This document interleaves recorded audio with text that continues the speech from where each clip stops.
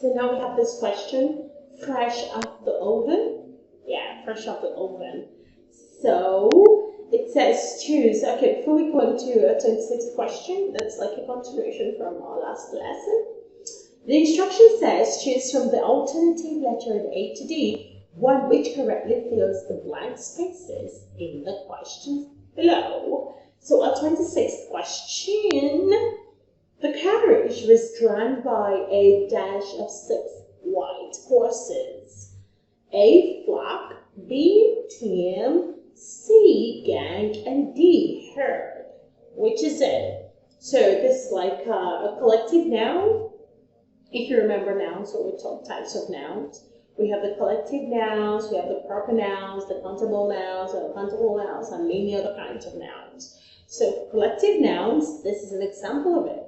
So the appropriate term to use is herd of horses, which is the name given to a group of horses, okay? So when you have a group of horses, you just don't say, oh, there's a group of horses coming. No, you say, there's a herd of horses coming, okay? So we have a herd as our correct answer. But some people still argue, though, that it's okay to use team.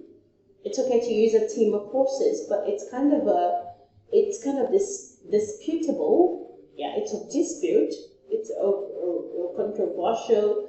It's controversial, in fact. So we stick to herd. Okay. So team is a controversial term. We're not going to go by that. So we stick with herd, and that's option D, herd. On 27th question, there was a large congress of dash at the Akwa summit meeting in Abuja. A, participants, C, members, B, members, C, delegates, and D, visitors. Okay, so which is it? What is the correct term? When you talk about a congress, when you talk about a summit meeting of a particular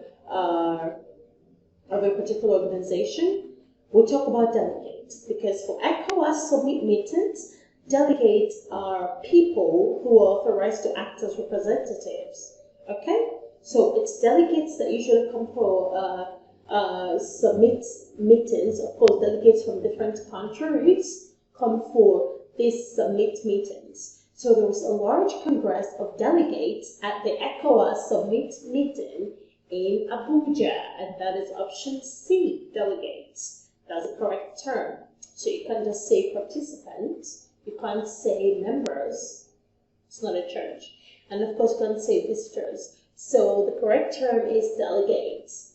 Our 28th question, Mr. James will visit all his dash houses next week. Okay, this is a little confusing, especially if you are not very conversant with the use of the apostrophe.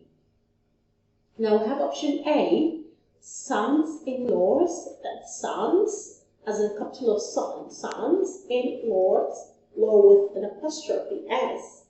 B, sons-in-laws, that's sons, with an apostrophe S to show possession. In-laws, C, son-in-laws, D, son-in-laws. So which is it? Now we would have gone for son-in-laws, but they said houses. So when they say houses, it means he has a lot of sons-in-laws, right? He just doesn't have one son-in-law. So we can now go for option D. And option C we would have gone for, we still have the same case, it's just son we have there, but we're talking about houses. So we have Mr. James obviously has more than one son-in-law, so we can go for option C. And option B, well, it's still the same because sons is possession. That's the apostrophe S shows possession. In-laws also shows possession, which is, by the way, correct because we're talking about possessing a house. So we go with option A, sons-in-laws, because the plural of son-in-law is sons-in-law. Okay? Son-in-law has its plural as sons-in-law. But in this case, apart from that though, in this case, you also have to add the apostrophe S after the law. Okay, so that's sons in plural, in laws. So that's the law with an apostrophe S to indicate possession of houses. Okay, remember when we use apostrophe for possession, just like saying the shoe is, when you say, okay, let's see, what example, my brain is blank. What example? My mother's house. Okay? My mother's shoes. My mother's bag. Okay, so that is my mother's with an apostrophe S bag, showing or indicating possession. So it's just the same here, apostrophe S to show possession. So we add apostrophe S to sons-in-law, and that makes it sons-in-law's sons. There are a lot of sons-in-law. Remember? Sons-in-law's houses. Next week. And we have bit as option A. That's a correct answer. Sons-in-laws. Okay. Our 29th question. I will visit Ayodeji -R in the same class. A, he and me. B, him and I. C, him and me. D, he and I. So which is correct? It's of course very confusing, right? Combining these pronouns, it can be very confusing. But be rest assured that your confusion will be cleared. Okay. Now the appropriate pronouns to use are he and I. I will visit Ayodeji. He and I are in the same class. Now, he and I is correct because pronouns serve the same function in a sentence. So, since the pronouns, that's when pronouns serve the same function in a sentence, they share the same case forms.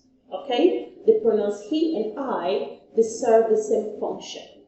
And what function is that? They serve the function of subject in the sentence. So, they have the same case forms. So he and I are in the same class. So you don't say him and I, you don't say he and me, you say he and I are in the same class.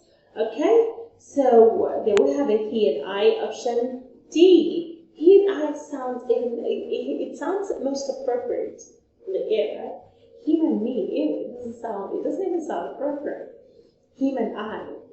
Him and I. It doesn't sound appropriate. So for me, he and me, you know what? We're just going to stick with he and I. Okay, so,